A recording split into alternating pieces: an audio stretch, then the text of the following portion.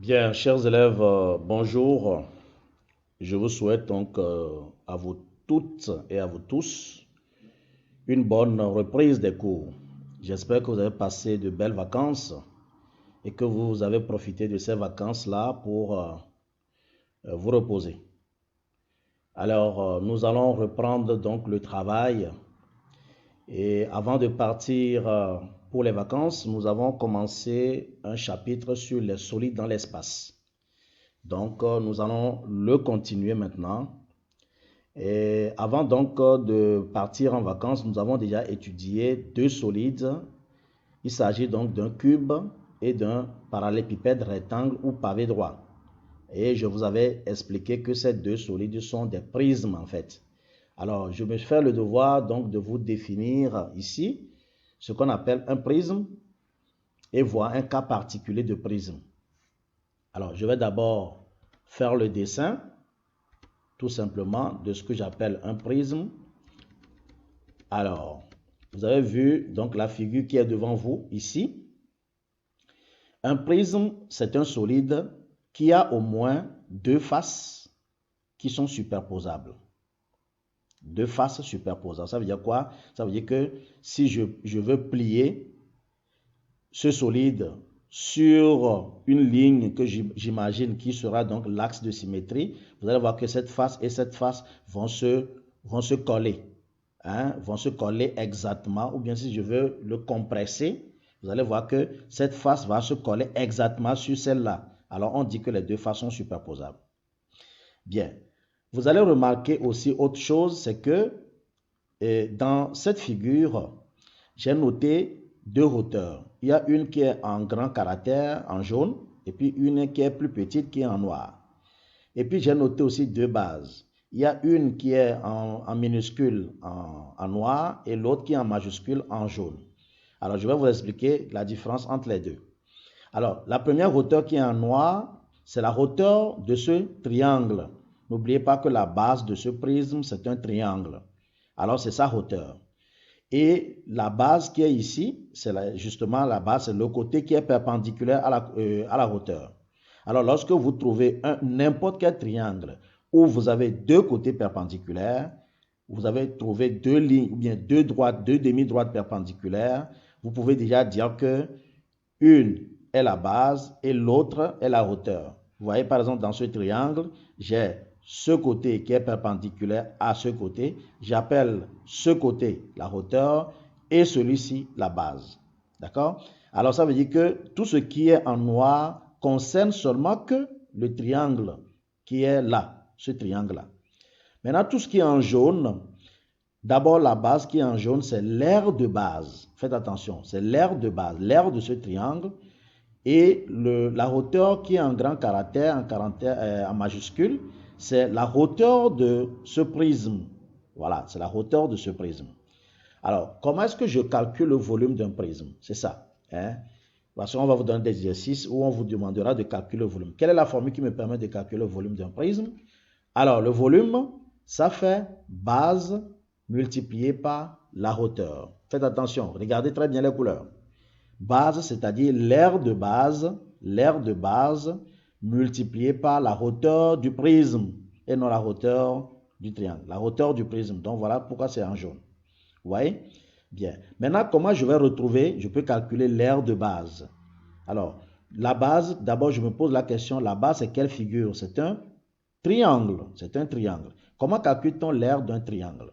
L'aire d'un triangle, nous l'avons vu à l'école primaire, c'est base fois hauteur divisé par 2. Base fois hauteur divisé par 2. Ou bien si on me donne n'importe quel triangle, il suffit seulement que je trouve deux demi-droites perpendiculaires, je considère une comme la base, l'autre comme la hauteur. Vous voyez? Donc c'est base fois hauteur divisé par 2. Voilà. Donc nous allons faire un exercice d'application pour mieux comprendre ce solide.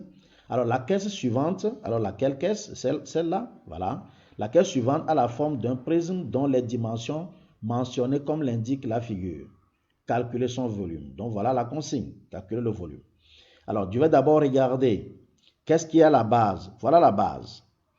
Alors est-ce que j'ai deux côtés perpendiculaires? Oui, j'ai ce côté et ce côté qui sont perpendiculaires. Ça, je ne le regarde pas, ça ne m'intéresse pas. Alors, ce côté, je le considère comme la hauteur et celui-ci, la base. Ça veut dire que je peux calculer l'aire de base et je peux calculer, je connais aussi la hauteur. Ça veut dire que je peux tout faire. Je peux calculer maintenant le volume. Alors, comme correction, le volume, ça fait l'aire de base fois hauteur. Or, l'aire de base, c'est quoi? C'est 3 fois 4, puisque c'est base fois hauteur, donc 4 fois 3, c'est la même chose, divisé par 2. Base fois hauteur divisé par 2, donc 3 fois 4 divisé par 2 qui donne 6.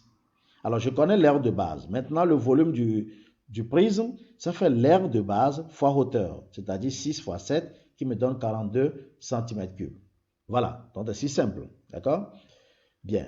Alors, comme exercice de devoir de maison, je vais vous demander de me faire l'exercice numéro 1. Faites attention, je vous ai piégé. Au lieu de mettre ce prisme en position verticale, je l'ai mis en position horizontale. Ça ne change rien du tout. Que Yacine soit debout ou couché, on l'appelle toujours Yacine. On ne va pas dire parce que Yacine est couché qu'on va l'appeler Salim ou on va l'appeler, comment l'appelle-t-on, Youssef par exemple. Non. Vous voyez? Alors, que ce prisme soit en position verticale ou en position horizontale, c'est toujours un prisme et il a le même volume. D'accord?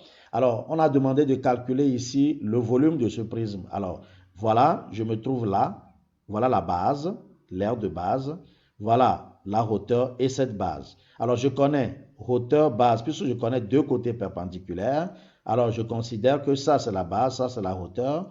Donc, je peux faire 3 fois 2, 6 divisé par 2. Base fois hauteur divisé par 2. Pour trouver l'aire de base de ce prisme multiplié par la hauteur. Voilà la hauteur et je trouve donc le volume. D'accord? Alors, je vous laisse le faire.